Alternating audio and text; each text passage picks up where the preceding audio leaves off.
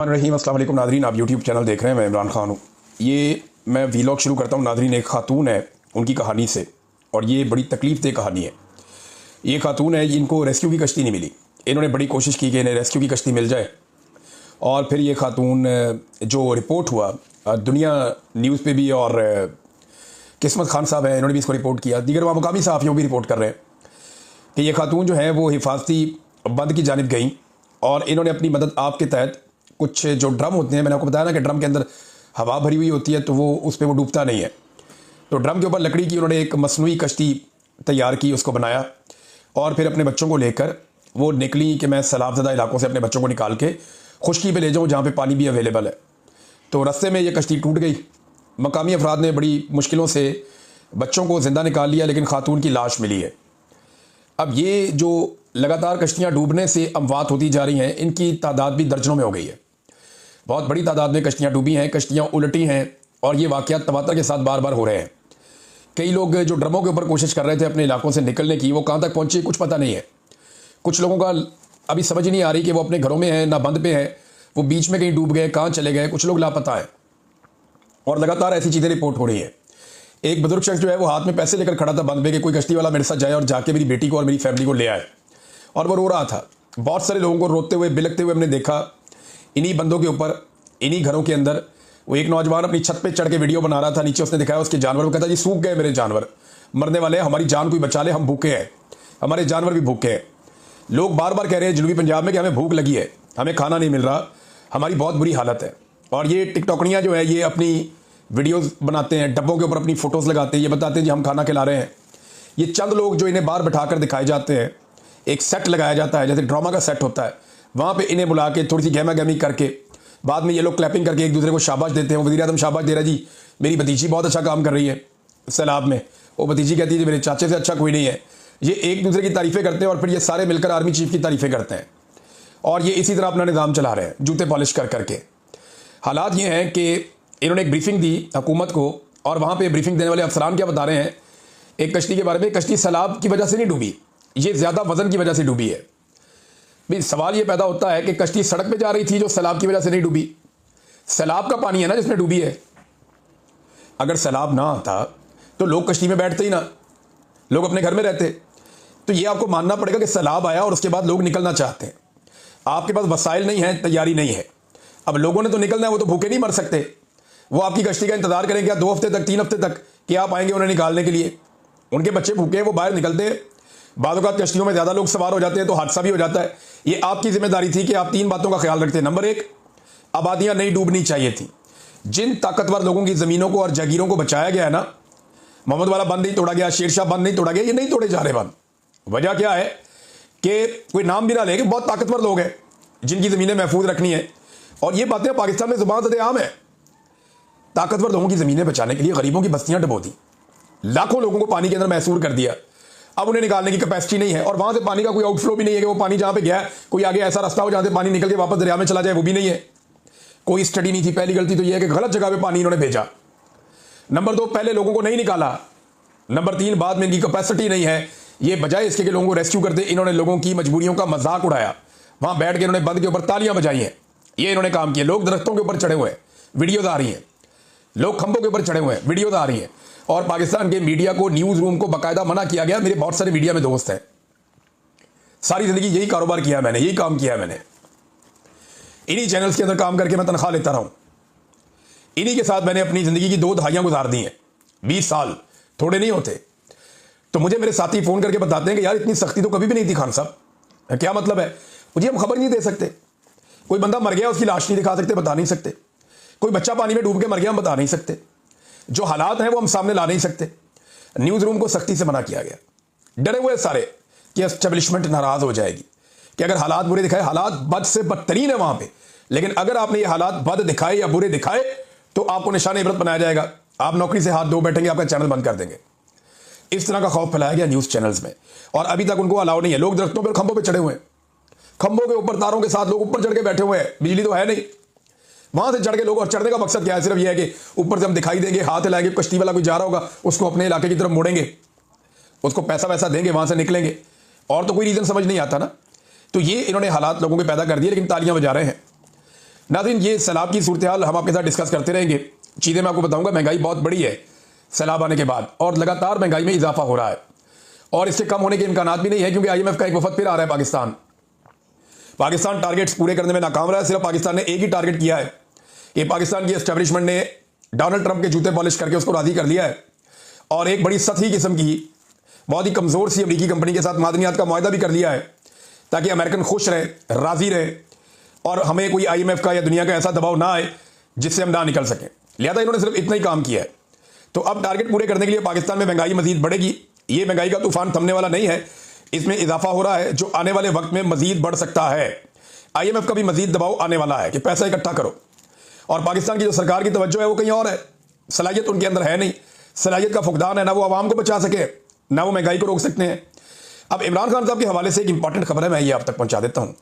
ये खबर यह है कि तोशाखाना 2 का केस चलाया जा रहा है अदालत में। अब पाकिस्तान तहरीक इंसाफ चाहती है कि पहले अलकादर में इमरान खान साहब की जमानत हो जाए, वो बाहर आ जाए, फिर चलाते रहे तोशाखाना 2 का केस। लेकिन जो एस्टेब्लिशमेंट है उसकी ख्वाहिश ये है कि इमरान खान साहब अब जेल के अंदर ही मौजूद हों, पहले उन्हें तोशाखाना 2 में सजा सुनाई जाए ताकि वो जेल के अंदर रहे, और फिर उन्हें अलकादर में जमानत दी जाए। इनका तरीका वारदात ये है। 8 महीने से इमरान खान ने और उनकी एहलिया ने तोशाखाना 2 में बरियत की दरखास्त दी हुई है, जिसको नहीं सुना जा रहा। ये जरा देखिए आप मौजूदा साहब ने बताया, इमरान खान साहब ने दोबारा उसमें एक दरखास्त दायर कर दी है कि यह समात रोकी जाए। यानी जब तक पाकिस्तान तहरीक इंसाफ की स्ट्रेटजी है, जब तक इमरान खान साहब की अलकादर यूनिवर्सिटी केस में जमानत नहीं हो जाती, तब तक तोशाखाना 2 की समात रोकी जाए और इसमें सजा होने से रोकी जाए। अगर तोशाखाना 2 में सजा रोक दी जाती है और इमरान खान साहब अलकादर में जमानत ले लेते हैं, तो फिर तो वो बाहर आ जाएंगे, या कोई नया मुकदमा बनाना पड़ेगा उन्हें अंदर रखने के लिए। तो इमरान खान और बुशरा बीबी की तोशाखाना 2 की केस में बरियत की दरखास्तों पर इस्लामाबाद हाई कोर्ट में 8 महीने से एक भी बाकायदा समात नहीं हुई। नवाज शरीफ के लिए यह सिस्टम एयरपोर्ट पहुंच जाती है अदालत कि मियां साहब ने अंगूठा लगाना है, और इमरान खान की 8 महीने से एक भी समात नहीं हुई तोशाखाना 2 के केस में। ये हालात हैं। और ये जज कौन है? ये वही जज हैं जिनको 26वीं आईनी तरमीम के बाद लाया गया, जस्टिस इनाम अमीन मिनहास। इन्होंने 23 और 28 जनवरी को 2 समातें की थी। तब से यह मामला ठंडा पड़ा हुआ है। फिर 25 अप्रैल को हमारी एक दरखास्त मंजूर की गई, लेकिन यह मामला अभी तक नहीं सुना गया। यह पाकिस्तान तहरीक इंसाफ का मौकिफ है। लेकिन इमरान खान साहब ने और बुशरा बीबी ने, अब यह एक वकला का एक और तरीका है कि कुछ भी करके इमरान खान साहब को बाहर निकालने का इंतजाम किया जाए। तोशाखाना 2 में देखें, वकील तो बेचारे अपनी कोशिश करेंगे ना, जोर लगाएंगे, अदालतों में जाएंगे, लेकिन एस्टेब्लिशमेंट ने जब यह फैसला किया हुआ कि इमरान खान को हमने बाहर नहीं निकालना, तो वो कोई और रास्ता देख लेंगे इमरान खान को जेल में रखने का। यानी वो 9 मई के अंदर कोई और एक चीज करके गिरफ्तारी डाल देंगे, कोई खुफिया कहीं से मुकदमा उठाएंगे जी इसमें इमरान खान मुलविस था, गिरफ्तारी डाल देंगे, कोई एक चीज कहीं से भी उठा के वो इमरान खान साहब को फिक्स करेंगे। क्योंकि पाकिस्तान की मिलिट्री एस्टेब्लिशमेंट, या खास तौर पर हाफिज सैयद आसिम मुनीर साहब जो इस वक्त फील्ड मार्शल भी हैं, उन्हें अपनी एक्सटेंशन तक इमरान खान साहब को जेल में रखना पड़ेगा। क्योंकि इमरान खान साहब कॉम्प्रोमाइज करेंगे नहीं, वो बाहर आगे इसकी मुखालफत करेंगे, और आसिम मुनीर साहब जो है वो अभी कंटिन्यू करना चाहते हैं इस नौकरी पे। वैसे कोई भी आर्मी चीफ आता है वो कभी रिटायर होना ही नहीं चाहता, वो चाहता है कि वो इसी सीट के ऊपर रहे और मरते दम तक यहीं पे रहे। मुशर्रफ भी कहता था कि वर्दी मेरी खाल है, लेकिन वर्दी तो उतारनी पड़ी फिर, तो वर्दी तो एक दिन उतर जाती है। मुशर्रफ की भी उतर गई थी, बाकियों की भी उतर गई थी, तो वर्दी तो उतर ही जाती है, ये हमेशा रहती नहीं है। ईमान मजारी साहिबा ने इनका जो मामला है उस पर एक स्टेटमेंट दिया, लेकिन उससे पहले जो जज साहब ने स्टेटमेंट दिया, ये जरा आप देखेंगे, मुजम्मत आ रही है हर तरफ से। एक तो लाहौर हाईकोर्ट बार ने जस्टिस डोगर को नौकरी से फारिग करने का मुतालबा कर दिया। उन्होंने एक मुजम्मती बयान जारी किया कि ईमान मजारी अपने क्लाइंट की नुमाइंदगी के लिए अदालत गई थी, ना कि चीफ जस्टिस का दीदार कर दें। चीफ जस्टिस का आमराना रवैया जजेस कोड ऑफ कंडक्ट का सरियन खिलाफ वर्जी है, और ऐसे जजेस को अदालती कार्रवाई से दूर रखना चाहिए। लिहाजा सुप्रीम जुडिशल काउंसिल नोटिस ले और जस्टिस डोगर को ओहदे से फारिग करे। वैसे इनके खिलाफ सुप्रीम जुडिशल काउंसिल में केस या रेफरेंस बना के भेजना चाहिए। दूसरा, खवातीन ने इसकी बड़ी मुखालफत की है। ये कुछ खवातीन के स्टेटमेंट भी हैं। 41 खवातीन वकला ने इस्लामाबाद हाई कोर्ट के हवाले से एक दस्तखत करके एक मुज़म्मती बयान जारी किया है। खवातीन वकला की चीफ जस्टिस की जानिब से एडवोकेट ईमान मजारी के मुतालिक गुज़िश्ता रोज़ के रिमार्क्स की मजम्मत की है। ख़त में कहा कि खवातीन वकला की हैसियत से चीफ जस्टिस सरफराज डोगर ने ईमान मजारी मुतालिक रिमार्क्स की मजम्मत हम करती हैं। रिपोर्ट के मुताबिक चीफ जस्टिस ने ईमान मजारी को तौहीन अदालत कार्रवाई की धमकी दी। चीफ जस्टिस ने ईमान मजारी के शौहर को कहा कि इसे समझाएं। चीफ जस्टिस के रिमार्क्स जिनसी तफरीक, धमकी आमेज और एक जज की तरफ से नामुनासिब रवैया पर मबनी है, तो ये उन्होंने खवातीन ने भी इसकी मुखालफत की है। अब चीफ जस्टिस ने उसके बाद सफाई पेश की। वो ये कहते हैं कि तौहीन अदालत की कार्रवाई हुई तो बच्ची का कैरियर ख़राब हो जाएगा। उन्होंने वजाहत की कि ईमान मज़ारी मेरी बेटियों की तरह है। मैं कल उसे समझा रहा था, मैंने कहा कि आप मेरे फैसलों से इख्तलाफ कर सकती हैं, ज़ात पर ना करें। मैंने तो नहीं कहा कि मैं पकड़ दूंगा, इस बात को कल से फैलाया जा रहा है। हादी साहब खड़े थे, मैंने कहा कि इन्हें पकड़ कर ले जाओ वरना मैं तौहीन अदालत की कार्रवाई कर दूंगा। अब ये जज साहब जो है ना मुकर गए अपनी बात से। हादी साहब ने दोबारा दोहराया कि नहीं जज साहब, आपने ये नहीं कहा था, आपने कहा था कि मैंने इसे पकड़ लिया ना, तो वैसे मैं आपको बात बताऊं, पकड़ना तो जब भी है वो अल्लाह रब्बुल इज़्ज़त ने पकड़ना है, उसकी पकड़ बड़ी सख्त है। वो पेशानी के बालों से और पैरों से पकड़ देता है, इंसान हिल भी नहीं सकता। अल्लाह ताला कुरान पाक में कहता है बार बार कि उसकी पकड़ बड़ी सख्त है मेरे अल्लाह की। तो पकड़ने का इख्तियार तो सिर्फ अल्लाह के पास है। आप कहां से खुदा बन रहे हैं कि मैंने पकड़ लिया ना? और अगर किसी दिन आपको अल्लाह के हुक्म से अवाम ने पकड़ लिया ना, तो फिर आप देखिएगा क्या होगा। और बहुत सारे ममालिक की मिसालें आपके सामने हैं जो वहां पे ऐसे जजेस के साथ जो एस्टेब्लिशमेंट के या हुकूमतों के इशारों पर नाचते थे उनके साथ हुआ। लिहाजा अपना अपना किबला सबको दुरुस्त रखना चाहिए। ईमान मदारी साहिबा का भी इस पर स्टेटमेंट आया। ईमान मदारी साहिबा ने कहा कि पहले तो चीफ जस्टिस साहब ने बदतमीजी की, मुझसे मेरी काम की जगह पर मुझे हरास किया गया। देखिए ना, यही बात मैं कर रहा था कल भी कि इनको हरासमेंट का केस करना चाहिए। और खुली अदालत में मुझे धमकी दी गई, अपने किए पर शर्म तो इन्हें आनी नहीं, और आज भी सेक्सिस्ट रिमार्क्स पास कर रहे हैं। मैं ना तो उनकी बेटी हूं ना ही बच्ची हूं, मैं एक प्रोफेशनल वकील हूं। तूफाने बदतमीजी करके अब कहते हैं मेरी बात सही कोट नहीं की गई, और आज भी वही रवैया है। तो ये ईमान मदारी साहिबा ने और उनके शौहर ने खुलकर बताया कि अब चीफ जस्टिस अपने बयान से भाग रहे हैं और झूठ बोल रहे हैं। असल बात वही है जो कल उन्होंने अदालत में कही और मीडिया ने उसको रिपोर्ट किया था। नादरीन, एक और चीज़ जो है मिसिंग पर्सन के हवाले से मोहसिन अख्तर कियानी साहब का एक स्टेटमेंट है, मैं चाहता हूँ ये स्टेटमेंट मैं आपके सामने रखूँ। ये बहुत इंपॉर्टेंट उनका स्टेटमेंट है। जस्टिस मोहसिन अख्तर कियानी साहब ने मिसिंग पर्सन के केस में वफाकी हुकूमत के नुमाइंदे से एक सवाल पूछा, क्योंकि इन्होंने कहा जी हम जो मिसिंग पर्सन है ना उनकी फैमिलीज को 50-50 लाख रुपया दे रहे हैं। तो उन्होंने कहा कि इतने ज़्यादा मिसिंग पर्सन की फैमिली को आप 50-50 लाख रुपए कहाँ से देंगे? क्या IMF से इमदाद लेकर आप ये पैसे देंगे? दूसरा, बड़ी अजीब बात यह है कि जिन्हें रियासत दहशतगर्द समझती है या वो कहते हैं तो दहशतगर्द हैं, ये तो मिसिंग पर्सन है ही नहीं ना, दहशतगर्द कहते हैं। पहले उन्हें गायब कर दिया, उनके घर वालों को 50-50 लाख रुपया देंगे। भाई अगर वो दहशतगर्द हैं तो दहशतगर्दों को 50 लाख रुपया कौन देता है? तो रियासत खुद ये तस्लीम कर रही है कि इन्होंने जिन बंदों को उठाया वो मासूम लोग थे, वो सिर्फ मिलिट्री एस्टेब्लिशमेंट के मफादात के खिलाफ थे, या वो जो अपने हकूक के लिए आवाज़ उठा रहे थे वो मिलिट्री एस्टेब्लिशमेंट को सूट नहीं कर रही थी। और यही वजह बन गई कि उनको लापता कर दिया गया जबरी तौर पे, जैसे हमें किया गया बहुत सारे लोगों को। और उनमें जो लोग वापस नहीं आए बेशुमार हैं, वो उनको 50-50 लाख रुपए देंगे। तो ये एतराफ़ जुर्म है कि हमने ज्यादती की, अब हम पैसे देने के लिए तैयार हैं।